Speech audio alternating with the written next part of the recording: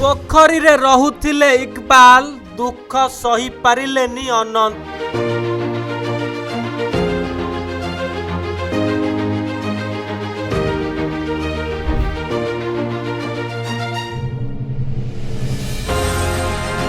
Aeroplane पठेई सीधा नहीं गले मुंबई।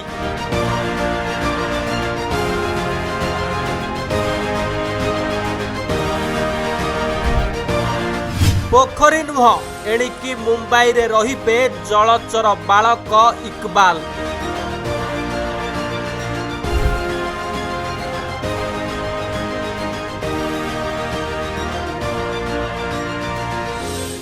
सेईठारे ही चलिबो इकबाल को चिकित्सा। जलचर बालक इकबाल शेख को आउ पोखरी रे रहिबार देखिबाकू मिलिबनी। एणिकी इकबाल को ठिकाना मायानगरी मुंबई। कारण इकबाल को मुंबई नहीं गले मुकेश अंबानी को पुओ अनंत अंबानी। एरोप्लेन पठाई सीधा मुंबई की नहीं गले अनंत अंबानी। एणिकी मुंबई रे रहिबे इकबाल शेख। सेईठारे ही से तांकर समय अतिबाहित करिबे।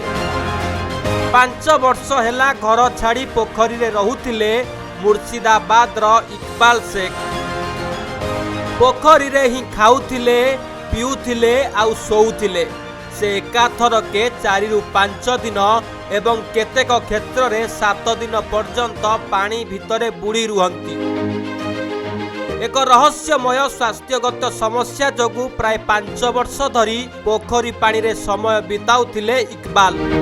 पानी रू बाहरिबा मात्रे तांक शरीर रे प्रबल जलापोड़ा और असुस्थि अनुभव हुए, किंतु पानी भितरे रहिले से आराम पाती।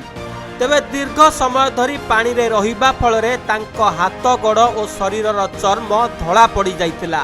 एहा सहित से क्रमागत थंडा और अन्यान्य समस्या रे मध्य पीड़ित थिले। तेबे तांकर एही दुख को देखि सही पारिले नाही अनंत अंबानी।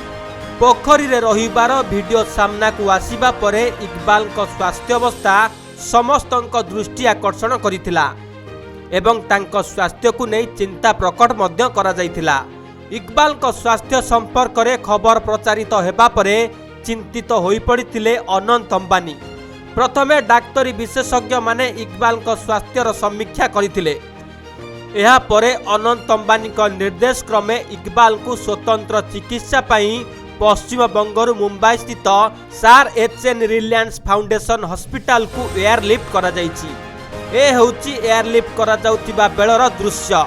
मुंबई रे चिकित्सा आरंभ हेबा सहित इकबाल को घटना वर्तमान देश रे मध्य चर्चार विषय पालटिछि।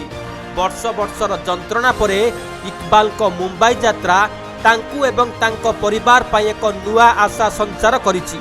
तेबे आगकू देखिबार अछि इकबाल केबे सुस्थ हेउचंती। Bureau report Swadhikar news.